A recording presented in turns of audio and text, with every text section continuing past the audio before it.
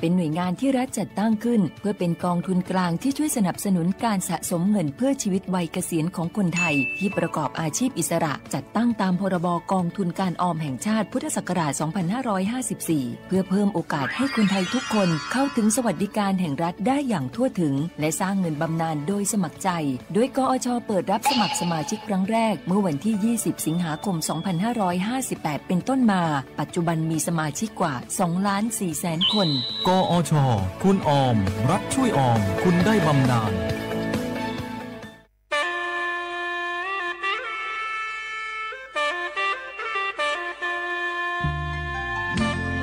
วิทยุภาคภาษาชนเผ่า AM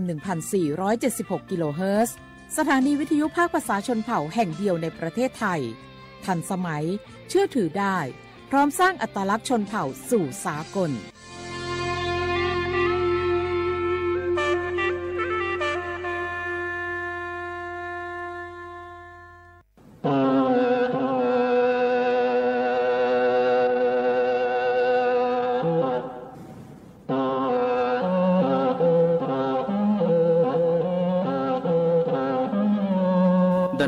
สอดจัวสาชัวเขาติจะไทยแต่รู้เสียงเจิงใหม่รู้ใจหาลุงมงอินน้องไปหาอ้อจายาฉันจอไปหาเถาชื่อเขาจีเต็งจะจอเต็งยังจองตู้ไปหาเถาชื่อเขาเก่าช่างเต็งจูเก่าหยีเต็งชาเตินเดอชาAMเกอีเซียปลอบบัวชาจงเก่ากิโลเฮิรตซ์เดินน้องมงยอเบ็ดลุงมงสุดเลยชอบก้านหนึ่งเตา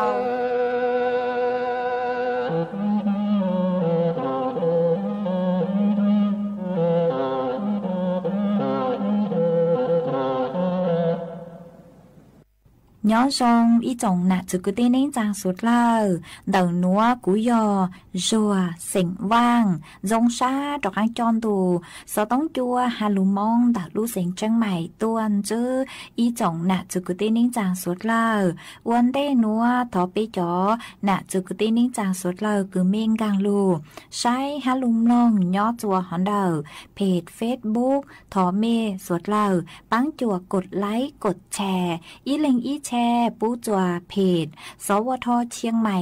AM อีแช้งเปล่าปัวช่างเจ้าเจ้ากิโลเฮิรตซ์อัวจอมเต่าจัวเมจัวจัวเล่งจัวตูกือปังจัวเชิงการดูสะต้องจัวฮาลุมองดัดรู้เสียงเจิงใหม่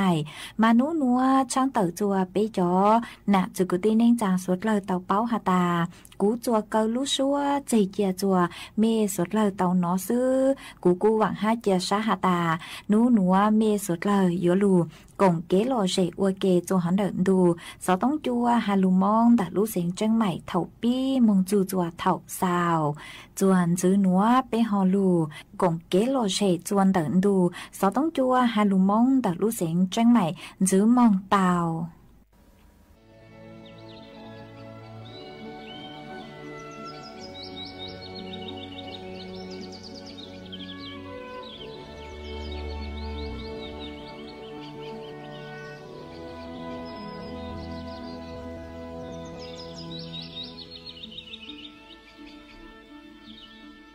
ยาปัวเถาอูเนี่ยเรารู้รอดจวดได้สมมติเนี่ยจีเงยอยู่ตัวอีตูเทเลมติมเบหัวตู้แฟงเนาะเถาตู้แฟงมัวเลยอ้อชงว่าจะตู้แฟงจิตจะหายลูลีเนี่ยถ้าจีเคลียรวมบริจาเราตู้แฟงยังหายจิตเตาเท่าหายจิมังลีเถาตู้แฟงตู้หอมมัวเลยจีชงเดาเลยเราเนื้อหายจิหายจิตเตาหลุมมังลีเท่าเถาเดาจะเนี่ยถ้าจีตู้หอมมัวโดยย่อตู้คือยาวเลยเท่านอมาเลยเป้าหาเดียตู้ฟังยังอีตัวมีหนัวตัวอ้อหายลูกข้ากันเที่ยวเปียแต่อินราซื้อจะตู้ฟังเนี่ยถ้าจริงก็จะจิลิจิชัวสาลูตู้ฟังละ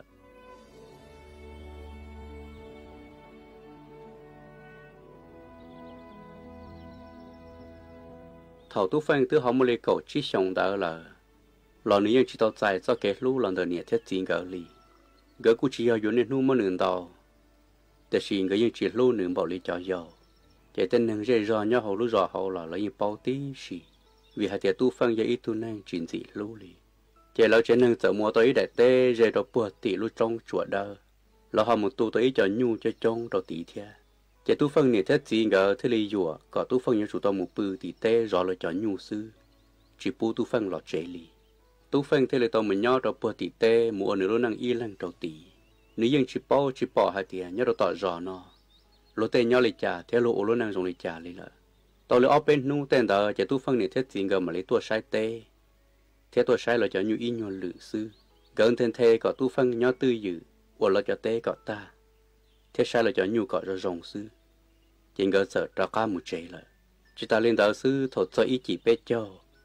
là tu phân như chỉ tao là mình đó là nó bé cho tỏ rõ nó li tu phân nhớ được bùa tỉ tê chỉ nữ có khó xia hành nữ thì lịch chùa tôi lưu tràn chia nữ tôi chỉ cho chúa tra lò li lò nữ dân nên nu mà nữ lưu tràn tới cho lò chúa trâu u trâu nọ gì mù mù lò cá tê trâu lùa tê thế nữ dẫn dê một đầu bùa sầu lưu trong chùa đó mù cho chúa nữ lưu tra đầu bùa sầu trong sầu uốn nữ lưu này khó xia gì đó mấy cái mấy nông bùa rõ giờ mấy nu chỉ tu phân sợ đã can dê một đầu bùa sầu lưu trong sầu nữ muốn rõ trong đấy cho can đồng muốn nữ lưu tra cho lò cho chúa tiếp liền đó nữ chỉ lấy cho rõ làว่าจะเจอปอดทั้งอีตุหลวงก็จะร้องก็จะปลาหอมผืนลงไหนเจระมองเชียขี่หอตาต่อช่วยอิลุตราตัวโตเกตัวหนึ่งตัวจอนตัวเจนึกจะเราเสกเกณฑ์ตัวฟังหอมได้เมื่อหนึ่งลุตราเจเกดตัวฟังเทียหายตัวฟังหายเตียตัวนูก็เหนี่ยชัวตราเทก็ชัวตราตัวคอเชียหังลีกูมกูลุตราตัวก็ชัวไอ้ใช้ก็ปุ่นเหนี่ยตัวฟังที่เลยใจเงาเจนึกจะมุลุตราตัวเจ้าหล่อชัวว่าจะเนื้อหยีชัวเนื้อหยีเจ้าชัวnữ gì chúa gì khó xia là sư với cha nữ tự chỉ lấy chỉ thắng lò chỉ tư giờ trồng tu luôn nu tư đại dụ bờ tiệc cá hoa là tu phân mà lấy xả rò hả thì với cha làm bao suốt giờ luôn cụ tự chỉ lấy chuyện cá nu tu lòng con từ luôn bè đi lợt thiên này tu phân sai với cha nữ chẳng tuột trở lúc ra từ nữ chạy tệ chỉ nữ thứ lấy sợ chẳng được khó chẳng được thế mà chạy tuột tôi kể đã có là một đồ buồn đàn nữ lúc chạy tệ thế một lần nữ cho nhu lọt chia ta kỳ sơn gió tu phân thế là một sai nữa cho nhu y lử đầu tỷ lũ trả nhu ta chỉ nên thế là man trồng là một tê cho chua trả anh chỉ nên thế gì cái tuột cho hậu lử chỉ tiếc chỉ có chạy tiếc nếu một tê y nu chán tuôn đi trả cú hàng lì chỉ nên giờ là một giò đó phải lũ chạy tê nên thế là muốn được lũ trả cho là một chút chua và cha trong cái lũ trả đó rồi rong đòn công gì khó xia gì xứ chỉ cho nên lũ trả cú lì là tao nên cho sư và cha sợ mấy chọn bông bài cho chúng giờ là mình trâu nữa chuột gì nữa chẳng xa do hả thì bây giờ cũng là đã cao ôm bầu xuống rồi nu rồi là thế này tu phân thế này chẳng do ít bia chỉ chua nữa lúc trả là và chia chọn bông bài nó thật chỉ là ya rồi giờ một đợt búa thì tay ta là thế tu phân thế này đã cao muốn nữa lúc trả cho là chua đùa và chia chọn bông bài nó thật chỉ là ya chuột chỉ đã cao lòn trâu nữa đùa là chậm lớn tiền đợt tê chỉ tu phân thế là xỉ sợ được khó chăng đó một đôi lực khó nửa kê mù kê chua nửa lúc ra thôi kê mù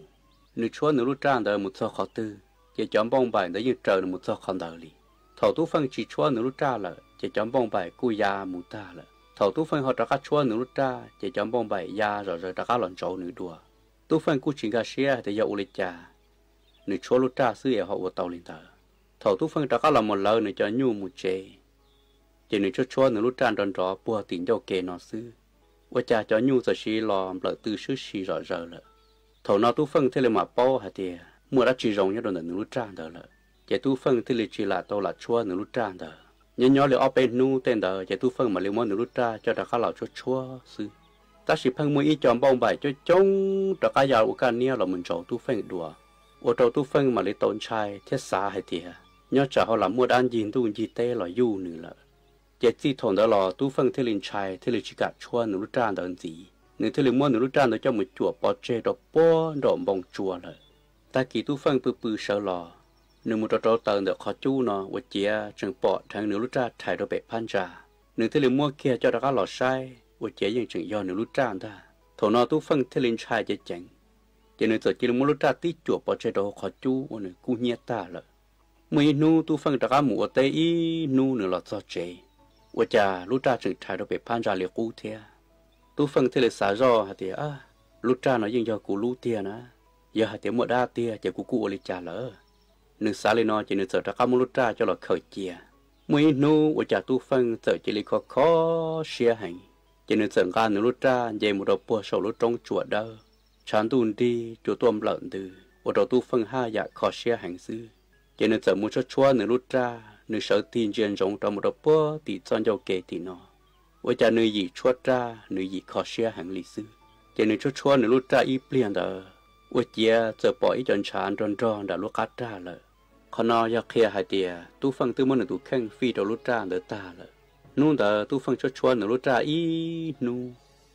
ว่าจะจีปล่อยตุ้มบองใบยาต้นเราหนึ่งลิทุชัวเราเลยจะหนึ่งที่ลิฉันรออีเปลี่ยจีชวนหนึ่งลูกจ้าเท็ดที่มุชายดอกบัวด่าลูกป่าเด้หนึ่งมาใช้ก็ตัวเรามือเราโดนเดือดจ้าการตรงขอเชอว่าหนึ่งยังอีสื่อตัวเราเด้อจะหนึ่งสมมติหนึ่งลูกจ้าจะด่าข้าเราชัวที่ฉันรอmột đợtต่อตอนเจ้าเกต่อยลุยเดอว่าจะน้อยอินถือจัวตัวเจียเจียทอเปล่า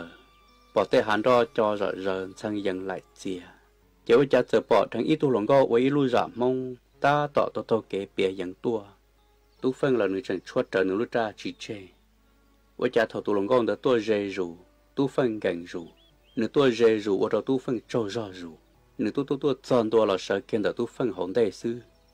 จะตู้ฟังจะเลยโจรเกี่ยเลยตัวหลงก็เดอที่เราหายเราตู้ฟังหายเดีย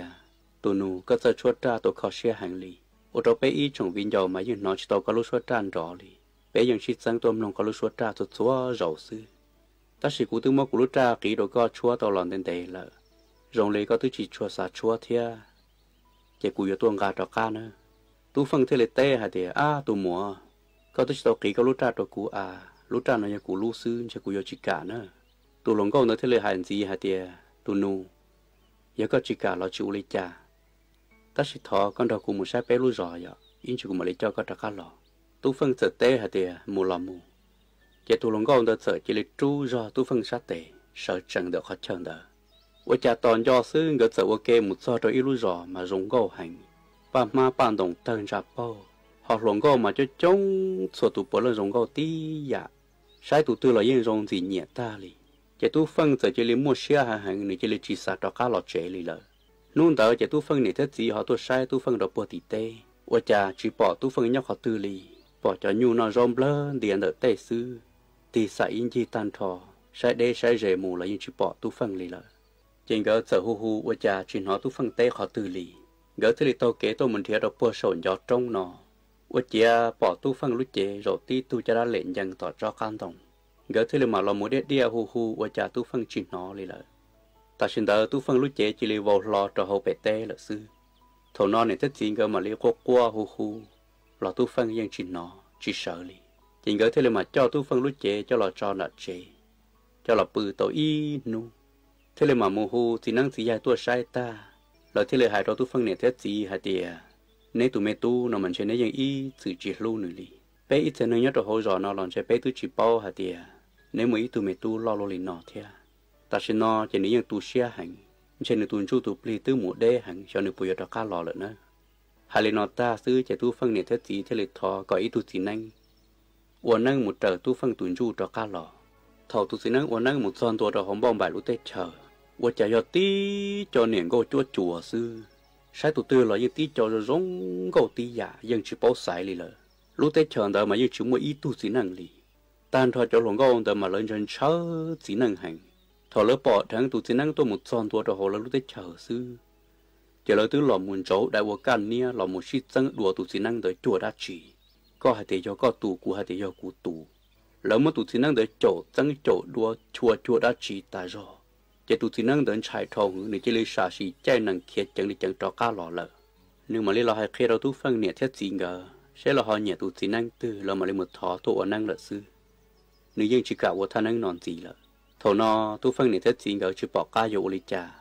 จะเลยเสือย่อรอตู้ฟังรู้เจ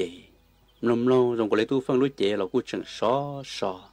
ว่าปลารงเลยกู้เทลุเปล่าเรากู้จังเด็ดเทียรงก็เลยตู้นั่งจ่อละซื้อแต่ชิญญาตัวเขาชานจูปลีดันตุ้งเบาสวนเด้อ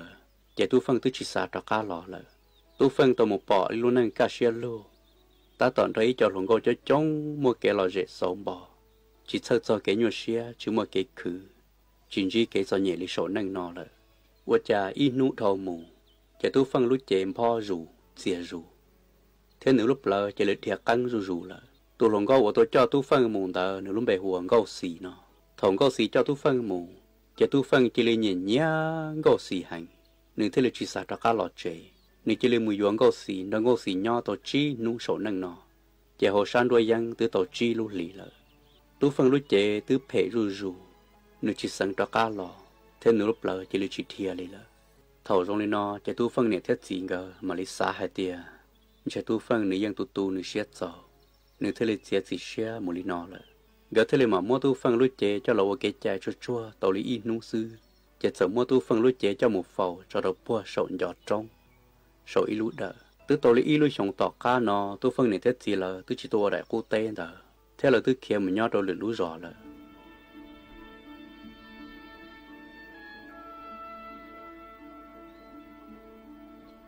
nhớ trò hôm nay có chốt chùa bông bài lúc tết chờ chỉ mới nu có xí chỉ cho tu phân gần một cá kia cá khương của ba ngọn chùa rồi ý rằng của lấy số năng no của thầu này bỏ để ba bông bài cho trống giàu cả nia muốn rổ ba ta chỉ có xí chỉ chỉ cho sai tu phân chỉ là mấy cho lòng cô cho trống là một xí trắng cho tu phân còn đó lợi mù chỉ là chỉ là mua tu phân xí trắng xí chùa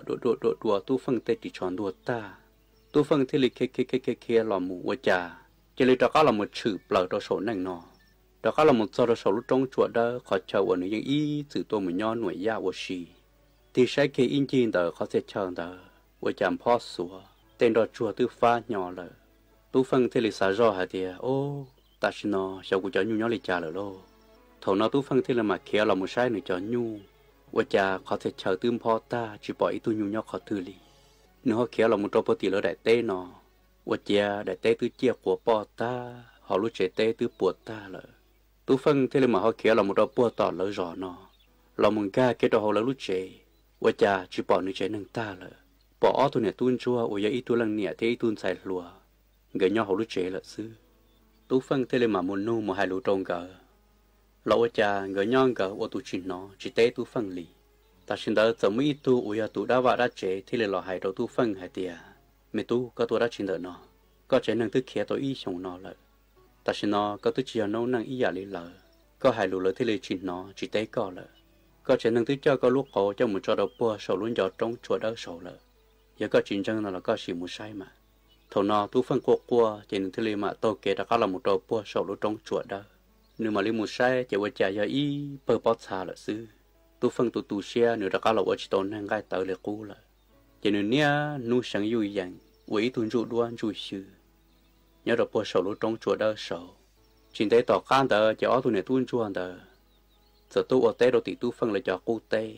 tuân xài luôn bề hòa cam bìa nó nếu cứ vậy tu rồi giống câu hàng lì thia mỗi nu cam bìa dẫn dây tôi mua xì cho bộ sầu nhỏ trong nếu có khó xia chỉ nên sợ chua xua hay thấy ra cứ xia nếu thế lịch chạy chùa là một sợ trong để cho can đồng sẽ sai một đầu bò đã lúc bà đây với cha nữ giờ bỏ thằng ấy lúc tràn chia nhớ chế chẳng để cho can cho nữ thế liền một khẩn gọi cho là sai với chia giờ lúc tra cô cũ là à lúc tra nó giờ tu phân lúc tra thầu u nữ chùa nữ nên hú cho tôi chua để cho can đồng đời để xin có gì tôi mất lòng muốn có gì lúc tra đâu nữ chỉ có gì giờ mất tu phân lúc tra giải chia đời lợi cam bìa thế liền muốn lúc tra plừ theo muốn sọ ta chỉ nữ giờ muốn cho là xì chua sẽ buồn rõ lợi nữ chúa ở nhà lúc ra trận rõ rộng hành nữ gì chúa chỉ gì khó xia là sư thầu nó thế là ở đầu tu phân đó các nó nữ lúc chúa tràn rõ chỉ tu phân thế là dạng ấy tu lộn trâu rồi rong trâu hành tao kể tôi một sai ở chỉ ý tu lộn gâu rong gâu thi ta tỏ cho chúa nữ lúc ra tu phân thế là lộn trâu cam bìa chuẩn dâu chuẩn lục ok ổn định tờ chỉ có cú xin nung bề cọ ship bao thia chỉ có chờ o lần rồi ok in dài sai trong một đợt buồn đã lúc bà đây dạng gọi lên gọi o lần tư xí nhờ là cam bìa thế lên nung tu phân hạt tiề ô li anh lúc chơi nhau khó tư và cha của họ chỉ tao bỏ co đùa tu phân thế lên tê hạt tiề bé lúc chơi nhau sát trong đầu là của dân ý từ nhà tu ở xin đợt nó tôi nhau sai nổi da đợt buồn đã lúc bà đây đã thia ta xin hú nó của nó có cho chuột ra ai của thế là tôi một sai sẽ lần tư nó và cha lúc ra được co họ dùng lý do của lú thia cam bìa thế lên tê hạt tiề giờ có lúc ra thì nó có cú sĩ chúa ý ra ra đồ cũng nóng vậy tu phân thế lịch dành gầu lúc ra cho lọ chút chúa và cho cam bể lúc xia yêu lip là khó xia gì cam bể giờ chỉ lên nhìn nhá tu phân hành chỉ có những sĩ thà cho cái lu cái khó xia xua lọ lùi chỉ những hai sáng dần cho cái khó xia là gì gỡ nhỏ từ giờ trộn tu là cam bể những chỉ xa lọ chế li chỉ có giờ tàu xin dài và cho cam bể hai dạng khó xia bự chỉ tu thằng hồn đua đan tu gỡ nhục có ship bao tôi stop về chân nu sợ vào đầu cam bìa chỉ lên dọn gió tu phanh cho lên cái thứ ship bao là tông đen đầy là mỗi mò cam bìa thứ bự bự sợ y ta mò làว่าจะนึกเสนอทางตู้ฟังลูกชัวจานดอนรอปลอลงปัวสดตรงตัวจะการเปลี่ยนเสจะเลยเสจังเท่าเกมือจัวตู้ฟังว่าจะเลยช้าดูหอไม่กล้าไม่นงกัวจะขอเชียจีซื้อการเปลี่ยนราคาเท่าเกมเราตู้ฟังย่อก็ชิถาล้วนซื่นสีก็เตอกุยฉีกูหาเตอก็อีฉีว่าตัวการเปลี่ยนก็ขอเชียยังชิสาชินใหญ่ชินดูลีว่าจะตอนย่อซื้อการเปลี่ยนเสจะเลยจีทั้งรอยังนึกว่าบ่ชัวซื้อcho cái lú sổ nâng nọยังdùng chỉ cho lấy cho cái lú hồng bầu sủa cho cái lú sổ nâng nọ dù ở lần xí xưa lấy lú lì là ok từ chỉ xin cho bộ lấy cho cái lú hồng bầu sủa và dù bự kỳ mua ít nhột chỉ chỉ ta kỳ sơn gió nung đã cam bìa sợ chỉ sản đó nửa mua tê lì cam bìa chỉ lấy vô tàu kế cho muốn gì cả tàu tu phăng sư lì chỉ thầu cam bìa đã có một số đợt bùa sầu luôn giọt trong và giờ chán đun đi cho tuôn lợn từ long xong long tổng cho lại chia hàn ròn sang dần đổ búa tỉ tê khó xe dị sư và đồ cam lìa ha và khó xe sang vui dần thế là chúa xua hải tai ít ra cứ xia và chả nói in thứ chùa tua lan xia đọc lờ sư và chia sẻ bỏ thằng tu phân ta tỏ cho chúa nửa lút ra to kể tua búa tỉ dâu kể chỉ cam lìa thứ rong xe tư dự nhót tỏ và lúc lù luôn xì say rong mù tiếp liền đó tu phân tuột cho chỉ cam lìa thế là kia là một tuồng gầu tu phân sát tệ thế cho tu phân cái là một rổ đó cho can đồng chỉ thà cho người cho cái khâu lần gòn trâu hay xây dựng cho cái lu cái xin dò xứ cam lìa thế là hai đồ tu phân hai tia tu phân nị đã đang lần gòn trâu rộng luôn nó ấy có sự chúa ý ra ra có khó xia sự cụ bự cho rõ xia tu phân thế là tu ra cam lìa là khâu bự đồng đần lu sun tia tu phân thế là mua lúa ra cho là cho chúa cam lìa mầm lòng lúa ra y bìa chỉ nên sợ cho rõ làว่าจะเจอปอดแทงก็สีตาต่อตัวเก๋ตัวจอนตัวจะเสือละจูรอตัวฟังชาเตก็จีว่าจะก็ยบปลอหล่นได้ตาบอกเลยเนาะกุนเทียก็รถทัวร์เก๋รอจีปอก็ลีกูจิสาเตียก็อยู่ดักขาตัวย่อโดนเด็กเขาเชิญนอลียากูจิซ้อนนอก็รู้ชัวจานรอเจนใช้กูยังยบปลาก็มุตากูยิ่งชินังลีถ้าเห็นหูนอกูตัวดักขาตัวเทียตัวก็เลยจะก็จะลินดอกูดักขามูอยู่มูโอโลนั่นก็รงชักกูกูยตีไทยก็ชิดชอบพวกลังตัวหลอดจังตัวก้อนแต่กูมูลีเลยเท่าน้อการเปลี่ยนมาเล่นน้อจะเนี่ยมาเล่นเชิดจังรอตัวเงาตู้ฟังชาเตะจั่วจีปูตู้ฟังมูลีเงาสีที่เลยหายตัวการเปลี่ยนหายเดียตัวไม่เนียดลัวก็ชิดชอบตู้เชียตู้ฟังตัวยันเนียดจีเลยจิตาลีซื้อก็จึงยันนั่งยาจังก็จะโยอมบอกตื้อเราก็ยินรอตู้ฟังย้อนชิตาวัวเกย์ก็จะลิจอตู้ฟังยอมามุตาชินอเลยการเปลี่ยนกัวตาจอเราจะบอกก้าโยโอลิจาtu phân thế là hai trong có xì hai tia có xì cái gì ít tu niệm có chốt chùa sư giàn đạn đây có thứ tội đa cụ trong một đôi lúa xịt trắng xịt đùa từ giờ cụ mong rong cười cụ thế là kia đi lò lợ cụ thế là chỉ sâu chỉ sáng chỉ qua chỉ thiệt chỉ hú cho có chỉ sót bỏ cụ cá to cụ lư lợ ta xin hu nó cụ tàu vội kề khâu cụ chúa lút ra nó chỉ cụ chúa đâu cóแต่chỉ cụ chúa đâu cụ tụi mình niệm có cam bìa sư ấy có tôi lấy trà chết thọ có đặc cá một lần tới nữa mà gấu xì qua chỉ gấu xì thế là hai đầu tu phanh hai tia tu phanh của tôi nó giờ của tôi tư dùng hai có sư giờ có chỉ cả mù ấy có chỉ sáu tu xe cho cú nè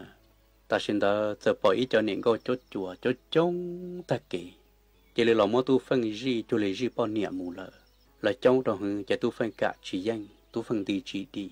tu phanh thế là hai đầu cam bìa hai tia cam bìa có ở trên để tỏ cú nè cú mà lên thiệt kể đã cá lọt chua cả tàu co bỏ cam bìa cô anh giá tiền chú là một tu phân cho một đế rù là cam bìa cô người chỉ là chỉ thắng đỏ bờ đó số năng nọ chừng nó lúc xuân chia đang tìm gặp bùa hồn đua xe tua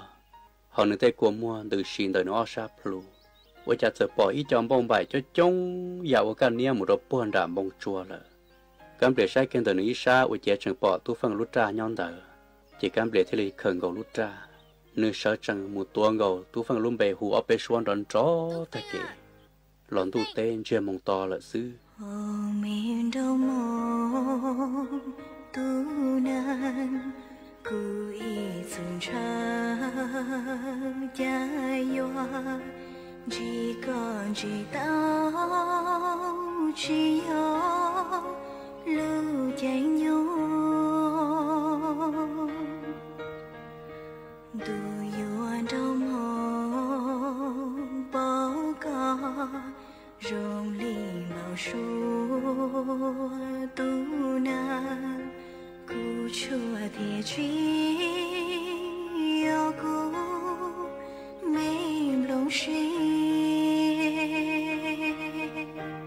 cam bìa có khó sẽ tao in đùn ta nếu như niên nú tôi mình nhớ được bao sầu lúc trong chuột đau sầu sẽ bồi dưỡng chi tu phân đổi ý trong gì là để sĩ yang chỉ bỏ tu phân đã cả tuần chi cam bìa đi là cam bìa có khó sẽ ở đó chỉ là ở chỉ tranh là tôi mới chìm lên được lại ta tôi nói bé châu ta là cam bìa yang chừng nên nú khó sẽ nên nú tôi muốn sáng khu khóa được bao sầu lúc trong chuột đau sầu xong toàn tê chỉ cho nửa niên cái bồi dưỡng tôi vào tên là gì là xong cái bồi dưỡng tôi xin chi được sầu lúc trong chuột đau sầu là thế cam bìa từng cả tu phân lúc ra cho tôi đã cả một chỗ chúa ý rồi ở rồi cơ nương thì lịch chúa ta ý ra ra lọn tu tên cho mong to là sư chỉ cam bìa tự với ý xia một lúc ra cho đã cả một chỗ được học cút chờ ở thôn nước khởi tàu lọn đó tí mòn đời kia sư chỉ tu phân giờ là ôm bồ số rồi cam bìa hay tiền cam bìa ta kỳ chi mong giá sơn gió ấy các tôn chỉ cụ bồ số trong nữa cam bìa chỉ thằng lọ ở cha nó cái qua rõ giờ là chỉ cam bìa thế là man tu ma tê dùng một lần bồ số trong chuột đó sẽ bồi dưỡng chi tu phân trở lên nương giam bồ số đó thầu cam bìa một son đồ là bồ số nhỏ trong chỉ tứ bỏ kế chút xong ta tỏ cho lúc xưa hậu vận tu yếu sĩ phải xìa lần ta ở cha bỏ tu phân sợ kia tập là kế ở luôn chơi mùa luôn chỉ tí tu rồi rong rồi nhỏ tỏ cam bìa là sư thầu cam bìa bỏ thằng tu phân chỉ cam bìa tứ dùng xìa hành nếu chỉ là kia một cờ lìa tu phân ở cùng một bông xin thả tu phân thế là hai đồ cam bìa hai tia cam bìa cụ đã cá tôi rồi nó chỉ cho cụ tôi khe đồ có sư ấy cụ chia chỉ xìa dùng câu xì là có sao qua sao tu xìa nữa mà cụ chỉ là dùng một cái trò chơi lên nó là sư cam bìa qua là chỉ bỏ cá cho ô lấy trà cam bìa thế là hai đồ tu phân hai tia tu phân thọ có cho cũng đó có mù thế vì cụ nhau là chỉ giống đã chỉ là tu phân thế là tê đồ cam bìa hai tia cam bìa cụ cho có mù chỉ tao vì lo hàng lì hành ấy có nhỏ thầu tư giờ con cho sao cụ nó chỉ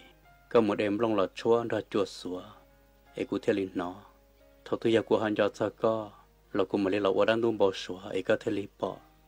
gỡ ở lưng sĩ thả lù tù mông theo sĩ cơ quật giàu thầu luôn tu pi bỏ cái rù sư để tu phân lúc chế giờ pi bao rù là thầu luôn tu pi bỏ cái can thi hú xì luôn nu tu chỉ ra ia bùa bể hòn tu là chỉ tu phân lúc chế chỉ lấy gian chỉ giả lý tổ hoa cam bìa o vua là chỉ tàu cam bìa cha xóa lò hù tuồng gầu tu phân luôn bề hù đòn trò là chỉ nó tu phân té khó tư lý cam bìa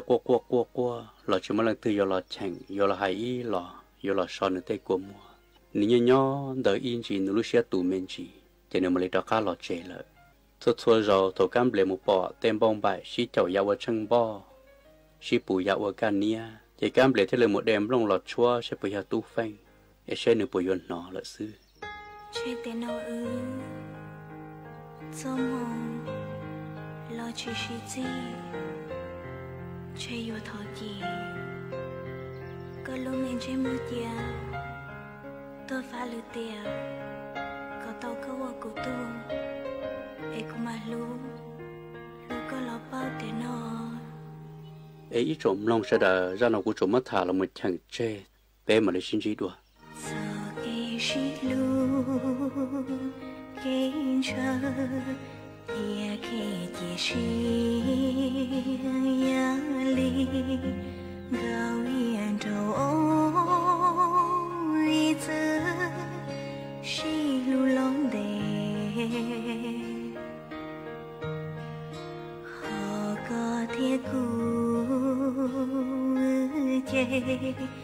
giờ để cờ kia lên nu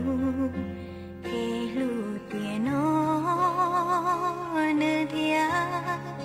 ly chỉ yo tiền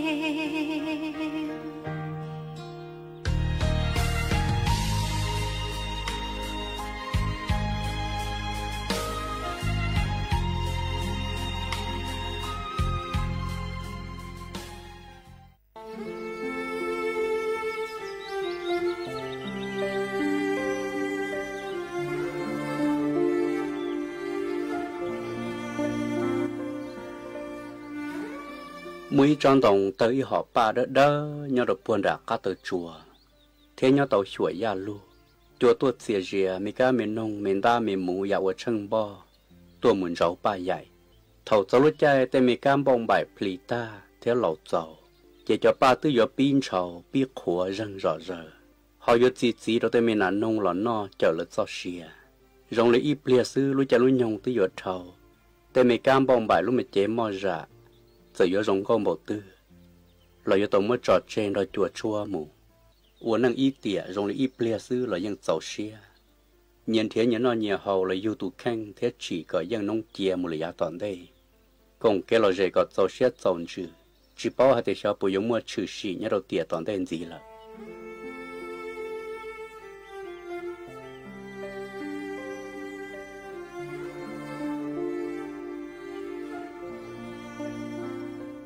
chỉ là thầu tu phèn tàu muốn đoàn có xì nho chỉ những chua lên nửa mùi yêu đùa nho đội lương đủ chia chỉ cho toàn tên tỏ ca lì là tu phèn muốn đoàn có xì nho u lô năng tàu y tỉa chủ yếu ý chỉ tu răng sư từ tàu bị chơi lút lì, và chẳng có xí lút chế, giờ chỉ là lò hành, có xí chỉ là do tua trở lại tê chơi nhung, ý chỉ ba má ban đồng biết khóa răng đùa tờ rõ rờ, chỉ ý phổ mấy cam bông bài giờ biết tua rõ rờ, vì hai đứa tu phân thiên có xí ngờ nhẹ ý chán này, tu phân lút chế mò ra thì là chỉ giờ lòng, để xin có xí lút chế do tàu tua là, và trong có xí khoa qua vì hai đứa nửa lú tu phân hành. Gấu xì nấy chạy tia đỡ nửa rồi ít xa đỡ tu phanh thế hải rồi tu phanh hải tia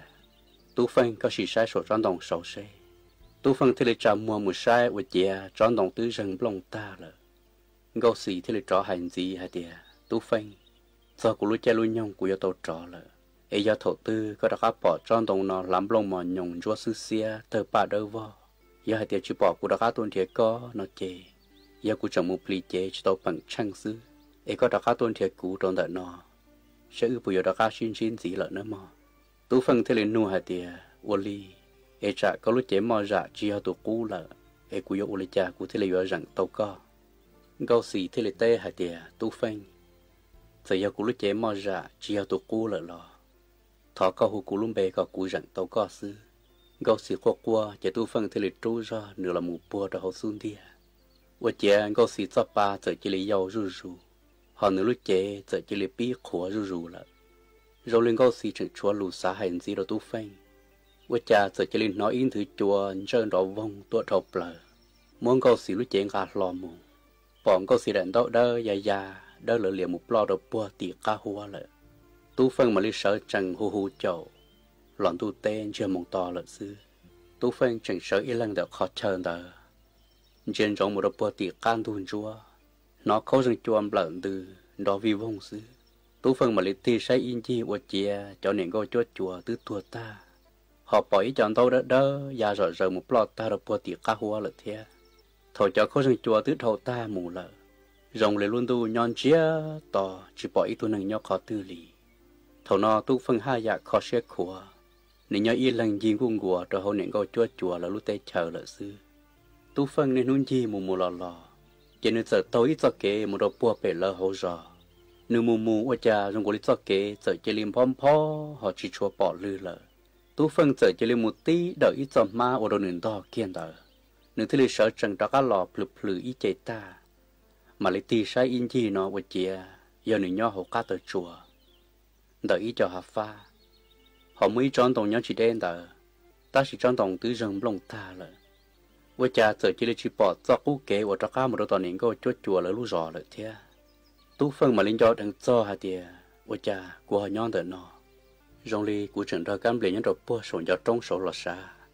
chỉ ta xin nó cam liền trường tỏ của bó tú phân xả rồi nó chỉ nên lên thiết kế mang trường trồng cho cá là một son đồ bùa sồn cho trong sổ nó với cha tu tên chia mong to tôi chỉ bỏ cam liền cho sợ nhau khó tư li lại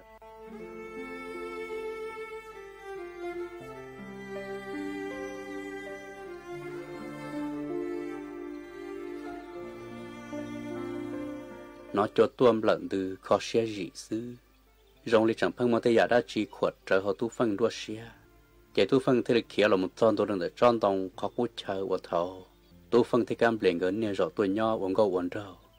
tu phân sợ được khó chờ được tin trên rộng một đợt buôn đã lúc bà đây tu phân sợ sẽ sai một vật chia nên sợ bỏ lút ra nhớ đòn đẩy cho can cho tu phân thì lịch sợ chẳng một khẩn cầu là sẽ sai vật chia lút ra từ khu cũ rồi cá trừ từ món xử ple lại để chỉ nhớ rồi san đuôi danh chỉ lút ra cú chừng rồi rồng câu liệt cú thầu tu phân đã cá bỏ nửa lút ra chỉ mà lấy ô tô nền cho thằng do hai tia cam bìa do tụ nửa lút ra ta xin ta tu phân thế lên mặt tin thìa hu hu lọt chỉ nó cam bìa tê khó thứ tua lì lợ tu phân thế lên mặt sa xì kéo là một thon đồ bò tì cam bìa đại tê nó vật chia khó sẽ chờ tưm họ ta đòi chùa phan nhỏ họ chùa giả tư chỉ trong liệt cú lợ tu phân tu xe chỉ nên thế lên quấy xe cho cá lồng nhỏ y lên khó xe khua rồi bò sầu lúc trong chùa đơ nó tu phân tu chỉ bao hạt tiền nếu tao chơi cam bìa nhỏ y lên nên nuốt qua sành nên mò qua gió cam bìa nhon gió tu phân chỉ nên chỉ li vừ quấy tu năng phân chỉ mang từ giờ tu tê tam mò lợ lò cam bìa phân chỉ cho sợ mình chỉ cả tàu tu phân xứ lì chỉ cam bìa nè thế là tôi cho cam bìa đó cá lòng tôi tỏ rõ nó lòn thiệt dài sai theo anh khó cam bìa ta thế là mua cam bìa lỏng đuổi lùm bè hùa lìn trà nó cam bìa tôi đã cá rong là nhau ở lồng cao chụp lợ liệt cú thế nên tư sự nửa lùm bè chia đỡ lợ tao chuyện đấy tỏ khăn đỡ chỉ sợ họ mấy tu lúa lùm bè hùa sa yu nó nửa sợ tua thật thà cam bìa tôi in tù chỉ có sợ xí yu lợ thằng ta sa yu thế cam bìa gỡ là nhiều khó pi ở năng chết chia sư chỉ tôi mua tê ở nọ li gỡ sợ xa hay tiề tứ tôn tên tê lợ nhà yu chữ mua đá chỉ lợ chỉ ư cho các một khăn luôn cho cô tê ở đuôi y chìm lê xếp bộ tàu nọ sa yu thế cam bìa gỡ sợ cho các một khăn luôn cam bìa nhẹ lại cho cô tê ở ya tu phân lợi đại cô tê bó thầu nhớ giờ đâu bó tỷ lúc trong chùa đó gỡ mua tê y nu chán đun đi nói in thứ chùa tuột xìa rìa thâu plờ sa yu chẳng trâu xén rò luôn tê nhau cún rò họ cam bìa sơn đập plờ tê nửa sát tê xì chẳng tuột trở ra một chùa họ sát tê lâu tuột trở y trềm lông cam bìa giờ mất trềm lông cho là trồng đó sầu nửa hộp bìa thiết ra mua một sai đập bó tỉ giọt trong vật chia giờ bỏ trong cái mấy tu chỉ năng nhau bùa tí phăng sai tua vật trâu cam bìa giờ ít nhau mê xe cho nên thế là tí đó cá lòng một luôn luôn cho ít nhau bìa do chỉ cam bìa thế là hai đồ sai du hai tia có gì cha cô cú li ấy một soi ít nhau chỉ có chán đun thôi cho mà đã có tôi luôn tê chỉ cam bìa giờ pi chạy thua vấn đề một đồng đảng lúc chạy tê nên một lý họ để họ lúc trả xong cho là hậu ta xứ chỉ sai du họ lọt chụp là ta xin ta cam bìa giờ chỉ liệu họ mới đào vô thì tê kỳ bền lành mong có lên tụ khang chỉ liệu trầu mua cam bìa thế là họ chếปืน thì rồi sọ lút ra nói chế muôn thà tự vừa lưu xứ ở đâu sai du cú tàu sơ thế chỉ bỏ cá vô lấy trà chỉ lý do trả cú thông lại chơi cam bìa câu chán đu là xứ sai du thế là mình theo tôi ít cho phủa cho lòn đu đê theo mới cho lò sò thông lời cam bìa chế rồi sọ nên tê to hậu ta giờ họ mới đánh to cho là mình xuân xua cam bìa chế có họ ít nhiều làm mình gì chính đen tờ chế cam bìa cú sáng cho cá lò cái nhỏ ít nhiều chỉ chính cái sợ cho cá lò chế lại tao chính đen tờ can tờ mà lấy bao hay tiền cam bìa lúc chế sáng mình nhiều là thế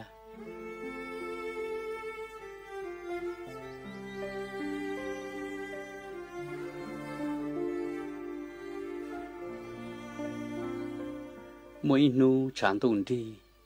sa yu thấy cam liền cái trà tô múa tê y nu chính cái sợi dây tô múa xí đâu bỏ sầu lỗ trong chuột đó thế là trò tu phân trà nó cam liền tụn xia tu phân thế là tự tô một sai vật chia bỏ cam liền thế sa yu cái rậu cái y dài xí thả lù luôn xương xì thì sen rậu một đầu buồn đã lù bạt đây tu phân thế là lò sợ cái bể cam liền hồn đây lòng cái xí thả cái những chỉ bỏ tu phân lì tu phân sai bộ lý trà thiết sai sát thư mù là những do kia cam bìa lợn ta để siêu trà thổ tu phân nó luôn bề hùa linh trà nó họ chỉ do cam bìa lợn ở đó tu phân mò xia hành tu phân thì là tuồng gồ cam bìa luôn bề hù y xuân đòn trò cam bìa ta xin tờ cam bìa giờ nó thằng rồi ngồi lấy lăng tư hù luôn bề cũ cam bìa thì là ti sản chi lăng ở chia chỉ bỏ một năng nhau khó tư lý gỡ ra cá nhau chỉ thả lý y nhộp bìa do ở trà ra cá nó hù y xuân tuồng gồ cam bìa luôn bề đùa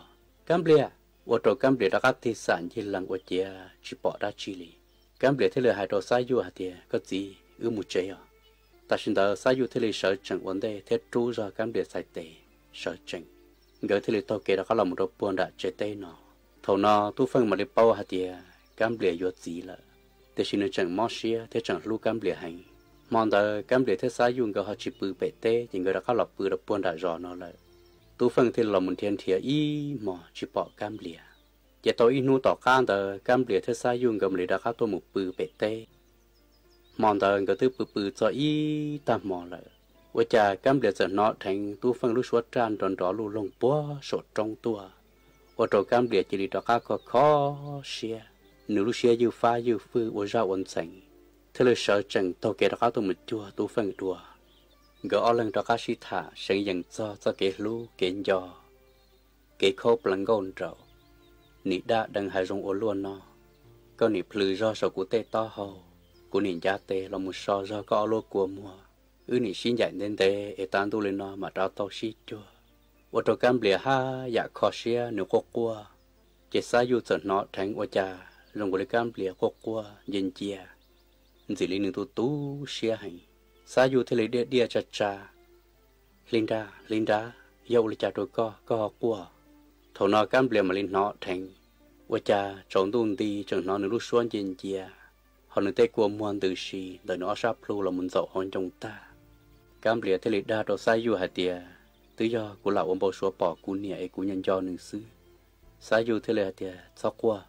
ta cứu từ đó một chế lợi của mà lấy cho con một sai nhẹ xin hôn đỡ lò chỉ tu phân dân nia mò lọ đằng ông bầu số và có cam bìa ha dạ sẵn dần cho cái lu kiện do thế cho cái khó xía sư thế là ở trong cam bìa đặc an chọn gió tu phân hành người chỉ lấy chỉ cá xía chỉ sản đó sa dụ nó vào hậu lì lợi họ sa dụ là những chỉ bao cho dụ lấy chặt trong cam bìa lì lợi thế gỡ ở lần đặc an mùa tê là cam bìa những mùa sáng khô được bòn đã cá tê lúa tê chúa số hay cứ chia sáng dần cho cái khó xía sư ở trong sa dụ mặn giỏ chỉ sa dụ thế là số bê tên chúa trong cam bìa ở trong cam bìa hai giặc qua tu xuyên thọ sư thầu nó sa dụ hai giặc chỉ cá xía chỉ ngỡ thứ lịch chúa tê ngỡ thở xí chê tôi kể đã có lòng cho chế là nhớ tôi in nu là ngồi lưu xía chỉ ca chỉ sa đã có mùa tê là vì giờ tê pha họ vô nó vô hậu thea chỉ vô tôi ở lưu xía tê ở lần đã có một xí ba ở tê cọt ta thế là vô tôi mong để chia cho là nó thầu lưu che nó chia mấy mò sa vô thế cam liền ngỡ đã có tôi một bự bể tê thầu giá ý ta mò đuổi đời cam bìa giờ nó luôn long rồi ngồi tu phân là nhớ sáng đổi rong hu nửa lúc bể cu cam bìa tại tôi nó của hai có đá chiều cam bìa mông long sau nửa hai nửa lần tư cam bìa chỉ cam bìa giờ chỉ tê thế nửa chỉ tự mù ý nhập bìa rong đó ở chia giờ nó tu phân lúc suốt tràn đón rõ một lo long đó bó tỏn tu tê lợ cam bìa mà lấy xả rõ thì trả tu phân dùng mù lợ tiệt tia chỉ cam bìa thế là sợ chẳng một chỗ đó tu phân mù rong có lấy cho kế mà nít cha tuôn đi trong nửa lợi sư nếu như chỉ do toàn thế tỏ ca thế chỉ bao cho nửa lần tư lì lợi thầu cam liền đó tu phân mù gợi gì mù đê về gì chán tuôn đi gì khó xé hành sư họ ti sai đó tỏ cô ca chỉ cho kế chủ yếm po ru rong lấy cho kế xin gần đỡ sai du thế cam liền gỡ rồi chỉ linh đủ đê ru thế chua ru lợi sư thế là ô tô cam liền thì cho kế đó ca lò mù chỉ cam liền thế là với xia đó tu phân mù gỡ mù sau đó để họ chờ có khó xia hành chỉ gỡ giờ phăng nho sẽ nuôi ra được buồn đã tê tỉ tê thế phăng xí thả sẽ dừng cho cái khó lần gòn trầu hay khó xia gì rong của linh gỡ luôn này mà nếu chán tuôn đi một lần nhiệt xia ý chỉ sư ta kỳ sơn gió nôn ta sa yu sợ lò với cha chỉ nó cam liệt sợ là mua trái lấy cho xua dầu lợ chỉ sa yu mà lấy lò mua đĩa hu cha lò cam liệtยังchỉ nó thếยังchỉ sáng li thầu nó sa yu cũng tàu sơ hành sa hai tiền trả cam liệt họ lấy trả lợ chỉ sa yu thế lấy mua cam liệt đó có là một số đợt bùa tỏ rõ nó mà lấy một hu chỉ năng chỉ dài tua sai ta là cô hãy cho lù tu xia hành li sa yu qua chỉ sa yu thế lấy tàu thỏi tu chỉ năng có bao ý than năng một trời có tàu cam liệt tuần chu cho cá lò tu chỉ năng thế là hãy có lớn ba ý tu mò răng tí xì thầu tu chỉ năng ổn năng mù nếu thế lấy một bỏ qua cha tu phân thế cam liền gờ nỉ rõ qua in dài giá tệ lia tôi một ship bùa ta tỏ shi thả xây dựng cho cái lu cái khó xia thêm gỡ cho cái khâu lần gòn trầu nỉ hai xây dựng cho cái xin dò sư tu chỉ năng thế là hai đồ cam liền hai tia mình xài linh đá có yếu tôi nhau ở đó chuyện đợi tên nó có chỉ linh đá của các một chế tạ xin nó sư có bộ bao hay để có chỉ con gỡ mà qua ta do hu thì có đồ thua cho cái mỏ là chính nó đây là chỉ hậu nếu chỉ nhớ tao va tao chế tao có ấy có chỉ linh đá của mù ta xin nó nữa thầu nó tu phân thế là sợ chẳng là thái gò thế hai đồ cam bìa hai tiề cam bìa có chỉ son chai cú yên nhớ chỉ bú còn nửa tôi đi chặt đồ ư lì tú phân thế là hai đồ tụ chỉ năng hai tiề chỉ tàu nữa cam bìa những giờ cú tụ là cú nhớ chỉ bú cái cho nửa mù kia lì tụ chỉ năng thế là hai đồ tú phân hai tiề mẹ tú đợi co chỉ có tụ cam bìa lại nửa lúc bề hùa linh ra nó hả có tôi chỉ mua bộ phân đã chỉ son từ nét cho cái gì cái gở lì này có chỉ sai mà lúa tứ mua bộ phân nè tao tê cho lúa đồ lúa đủ đại à bề luôn nè lúa gì bề lúa tên dễ đan dễ khua thiết bề lúa tê bao giờ từ công ty xì lợ giờ có chiến tranh nó là có quân đội của mù ấy mù sai lợ bùa bề như vắt tặng xe lúa bụng muốn tới xương tận gở như đồ bề giờ hai tiền lúa những chỉ muốn tới xương tận gở lo lý nó chỉ cú mà lấy chia tuần sai được có đâu có gì vào tàu ta chỉ giờ mù sai bề như vắt tặng ấy lúa những muốn tới xương tận gở là thằng ta sẽ như vắt tặng chừng giống một cái trâu gì sẽ có hai giờ chỉ tao một thợ thia lợ sẽ có tiền gì sẽ đi trả lại tú phân thế lệ tê hả tiền bộ phân đã chỉ là dân chỉ mua tiền ta chỉ ở lần dân tàu sẽ lu buôn rặn gió lợ rồi do chẳng tao mỗi lần tư là mỗi ưu cái trái xí vừa xí chỉ vừa tư vừa gạo sư tú chỉ năng thế là hành gì hả tiền mẹ tú giờ có tới chỉ mua bộ phân đã chỉ vừa trả có hai giờ hả tiền tú được có giờ có tú cam liền nó mà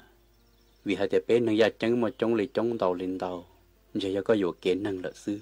tụ chỉ năng thế là mua tụi con nhá cho ngồi đầu tu phân thế hai đầu tu phân hai tiền mẹ tú tụi nó mà thế là do có tụi mẹ cam liao mà tu phân sai sai vật chia tụi mà răng con nhá đó chỉ do kia nữa tụi cam liao lần ta tu phân thế là chảnh gò bùa liao đó hồi nữa lúc xuân tia niên chỉ thép lư do sổ tê to hầu sai tụi con nhá ở luôn chơi mà lúa chỉ chỉ tu phân thế là buông gò mua tụi con nhá cho ăn nửa mù thầu tu phân thế tụi mà răng con nhá gỡ ship bùa ở gen đại mù có nè hai lúa sai trong cù họ cũng nè luôn xin trên trong co lợi sư nhưng chỉ ti sai khó tư lì thầu nó cam liệt qua ta do là tu phân nhưng chỉ nó lì cho bọn cái ship bùa ở gen đại mù đê rù rù lợi sư giờ tu thứ năng chỉ là trút thề cam liệt sai tiền giờ lo đó sợ tu xí nành khía sàn từ lo mù ta xin ta cam liệt hu ta do là tu phân nhưng chỉ nó lì lợi cam liệt qua hu hu và cha nữa mà lấy chỉ thắng đó lợi đó sợ nành nó giờ bỏ nâng tôi nho rõ nương blơ đi họ tụt chỉ nâng ta tỏ nghỉ nâng thea cam lìa thế lịch cha xua hù hù sa yu chỉ sa yu mà lên nó nương thế lịch kia là cha cam lìa sợ là rõ mới họ để chua cho là đôi cam lìa hậu thiên thế họ mò cuộn đi cho là đôi cam lìa nọ ta ý nhập lìa sư chỉ cam lìa cùng ngua rú rú là tụt chỉ nâng thế lịch mua cam lìa lóng rồi luôn bề chia hù uống câu na nọ thế lịch tôi chạy pe nu thiết chữ có cam lìa là dân công na chỉ cho một đôi bộ sầu lúc trong chuột đó sầu gì là chỉ lịch thòng đó là sai du thì lịch chỉ buông công na là dân cam lìa đó nên một khăn cái đại cô tên gì ta chỉ tao xin để tỏ can đó chỉ sai du thế cam lìa cái giờ họ kia mình nhớ đâu lú rõ là